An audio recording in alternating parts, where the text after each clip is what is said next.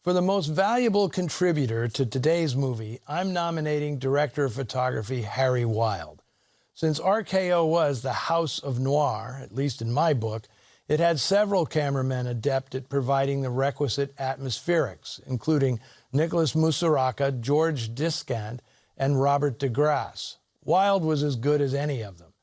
During the 1930s, he had shot a ton of B-westerns, and it was a trench he might have stayed in had producer Adrian Scott and director Edward Dmytryk not pulled him up with them to shoot their 1944 breakout feature, Murder My Sweet. Wilde seemed revitalized, trading sagebrush for shadows, because he went on to photograph a series of significant noir films during the height of the movement, including Cornered, Nocturne, They Won't Believe Me, and Pitfall. At the start of the 50s, he became the go-to DP for Jane Russell, photographing her to maximum effect in the RKO films His Kind of Woman, The Las Vegas Story, and Macau. Perhaps at Russell's request, Howard Hawks borrowed Wilde to shoot Gentlemen Prefer Blondes at 20th Century Fox. Russell then returned to RKO, where she made the provocative 3D musical The French Line, photographed by Harry Wilde.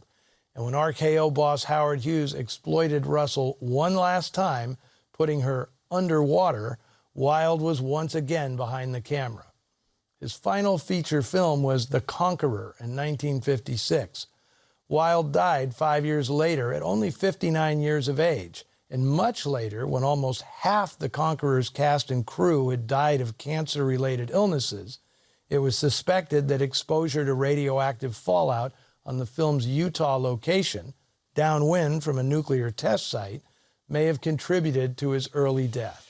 Claire Trevor would go on to become a fixture in film noir, starring in Crack Up, Raw Deal, Born to Kill, and winning an Oscar for her unforgettable supporting role as Boozy Shantuzzi Gay Dawn in 1948's Key Largo. Right around that time, Trevor married real estate magnate Milton Bren, which eventually made her one of the wealthiest women in Southern California. Bren developed much of Orange County, where the producer of today's film, William Pereira, built numerous structures once he quit the movie business to become a full-time architect. In fact, Pereira designed the entire campus of the University of California at Irvine, the centerpiece of which is the Claire Trevor School of the Arts, rechristened after the actress gifted the school with a sustaining endowment. Trevor herself became an accomplished artist, using painting as grief therapy following the death of her only son in a plane crash in 1978, and the loss of her husband the following year. I interviewed Trevor for a story I wrote for Los Angeles Magazine on the women of film noir. The article included the last posed portrait of Trevor, taken at her Newport Beach home by photographer Matthew Ralston. She died of emphysema several months later at 90 years of age. Now, there are numerous other players in Johnny Angel I could call out here, but I'll wind it up with a few words about Marvin Miller, who was appearing in only his second feature film as Gusty Gustafson. Miller had already established a thriving career on radio, lending his rich baritone voice to dozens of popular programs, often playing all the parts himself in different dialects. Once he got in front of Hollywood cameras, Miller found himself typecast as eccentric heavies, often in crime films. After Johnny Angel, he had similar roles in Deadline at Dawn, The Brasher Doubloon, and Dead Reckoning.